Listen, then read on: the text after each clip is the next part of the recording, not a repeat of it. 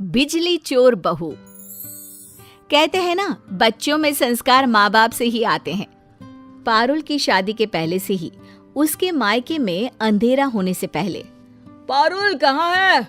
जल्दी से स्टूल लेकर आ जा बेटा, वो तार भी ले आना, जल्दी कर। चारों तरफ अफरा तफरी का माहौल हो जाता है। कोई लाइट बंद कर रहा होता है तो कोई पंखा। पापा, मैंने सब रख दिया है और भाई और माँ ने सब बंद कर दिया है। आप जल्दी से पड़ोसियों के घर की बिजली की तार इस तार में लगा दीजिए। पिताजी वैसा ही करते हैं और जल्दी से सारे घर के लाइट के कनेक्शन पड़ोस के घर से आने लगते हैं। शुक्र है भगवान का कि 20 साल से बिजली का खर्चा पड़ोसी कर रहा है और उसे पता भी नहीं। चलो बच्चों, सारे घर की लाइट जला दो, रोशनी से नहा लेना चाहिए घर। बस सब फिर से काम पर लग जाते हैं। कोई लैपटॉप पर काम करता है तो कोई मोबाइल चार्ज, तो माँ इलेक्ट्रिक स्टोव पर खाना और पिता आराम से सोफे पर लेटकर टीवी के मजे लेते हैं। पापा कितने समझदार है ना माँ, इस तरह हम लोगों के घर का बिजली का बिल का खर्च तो 0 है, 0। वही पड़ोस के घर, न जाने क्यों शाम होते ही हम लोगों के घर की बत्ती कम हो जाती है और पड़ोसियों का मकान झगमगा जाता है। सब देश के राजनेताओं की गलती है जी, मैं तो सच्ची बोल रही हूँ। ये नेता ना किसी के सगे नहीं है। देखिए, अगली बार तो हम लोग दूसरी पार्टी को ही वोट देंगे। अरे वो तो पिछली बार भी किया था। 20 साल से 4 सरकार बदल चुके हैं हम लोग, लेकिन बिजली की समस्या वहीं की वहीं है। तुम कल भाभी से पूछना किस सरकार को वोट देते हैं जो शाम होते ही घर बिजली से नहा लेता है। अरे बहुत ही शरीफ लोग हैं, बेटी पारुल और बेटा हिमांशु। भाई साहब भी बिल्कुल उसूलों के पक्के इंसान है।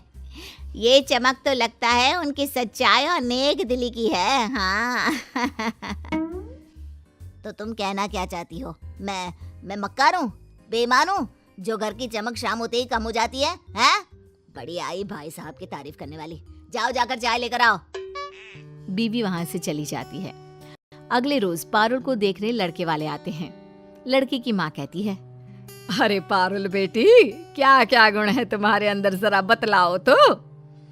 बहन जी, जो सबसे बड़ा गुण है ना, वो तो है बचत का। मेरी बेटी बचत में उस्ताद है, अपने लिए जागरूक है, और हाँ, सबसे बड़ी बात है कि अपने हक की लड़ाई लड़ना उसे अच्छे से आता है। हक की लड़ाई? अरे कल को मुझसे ही ना लड़ने लग जाए। नहीं, हक की लड़ाई समाज में। उनके कहने का मतलब है कि मुझे समाज सेवा का शौक है।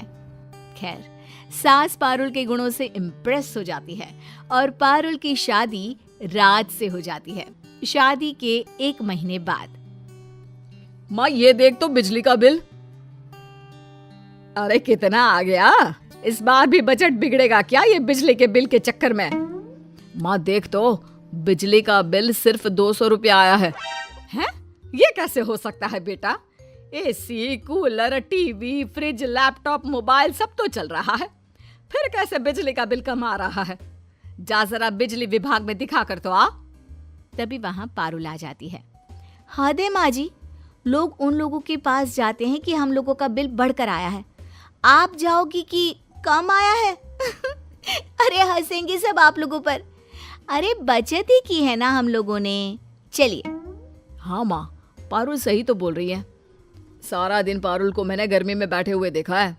हाँ, क्योंकि पूरी रात एसी चलता है ना। अरे दिन का तो मुझे पता नहीं, मेरा तो मंदिर और सत्संग का ही वक्त निकल जाता है, लेकिन रात को तो मैं टीवी भी देखती हूँ, मोबाइल भी चार्ज करती हूँ, और तो और कमरे का एसी भी चलाती हूँ। ऐसे में 200 रुपए बिल कुछ पच नहीं रहा। अरे माँ जी, पचाने के लिए मैं हूँ ना, आज चूरन डालकर पराठे बना देती हूँ। बात आई गई हो जाती है, लेकिन किसी को पता नहीं होता कि शाम होते ही पारुल पड़ोस के घर से बिजली चोरी करती है।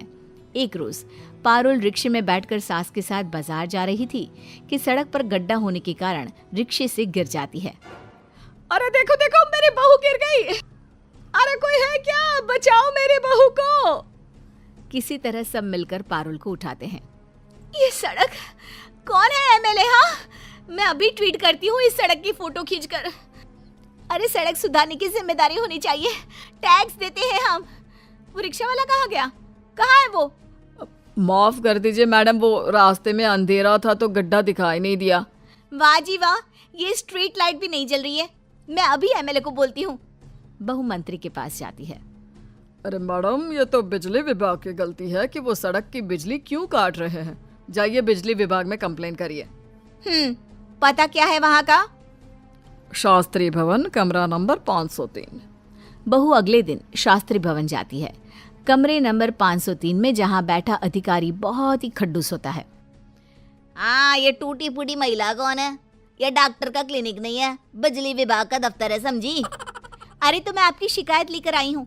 आम्बेडकर मार्ग की स्ट्रीट लाइट नहीं जल रही है। कल मेरा रिक्शा गड्ढे में गिर गया जिससे मुझे ये चोट आई है, समझे? इससे पहले कि कोई और गिरे, पहले तो लाइट लगाइए, और दूसरा लाइट क्यों नहीं है इसका कारण बताइए। अधिकारी को बहू की बात पर गुस्सा आ जाता है। वाह वाह वाह, अब आम जनता दफ्तर में घुसकर सवाल करेगी। अरे रमेश, जरा मैडम के घर का एड्रेस लेकर इनकी हिस्ट्री तो निकालो, अभी दे देते हैं इनके सवाल का जवाब।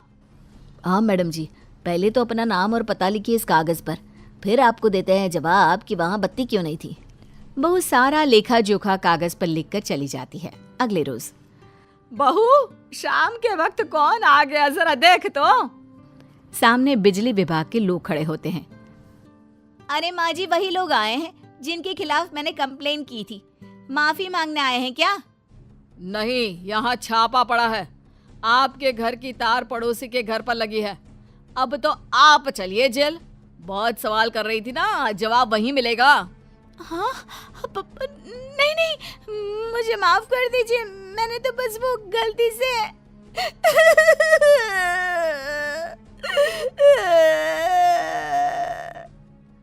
ये बोलकर पारुल रोने लगती है।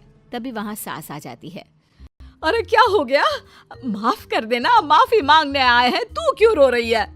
वाह जी वाह, बहू शेर, सास सवा शेर। आप भी चलिए।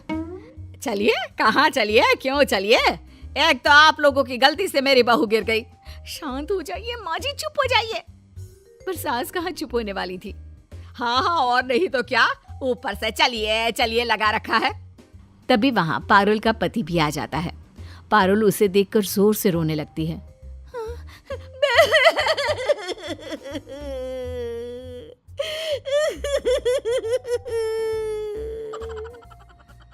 अरे क्या हुआ पारुल, रो क्यों रही हो? और कौन है ये लोग? पारुल पति को सारी बात बता देती है। देखिए, अपनी बीवी की तरफ से मैं माफी मांगता हूँ। और पारुल, सच कहो तो तुम जैसे लोगों के कारण ही देश का बिजली विभाग घाटे में रहता है। बिजली बचाना सरकार कहती है, लेकिन तुम तो बिजली चोर निकली। और देखो, तुम्हें चोट भी बिजली की कमी के कारण ही लगी। अब माफी मांगो इन लोगों से। मेरी समझ में बात आ गई है, मुझे माफ कर दीजिए। मैं कभी बिजली चोरी नहीं करूंगी और सरकार के बिजली बचाओ अभियान का हिस्सा बनूंगी।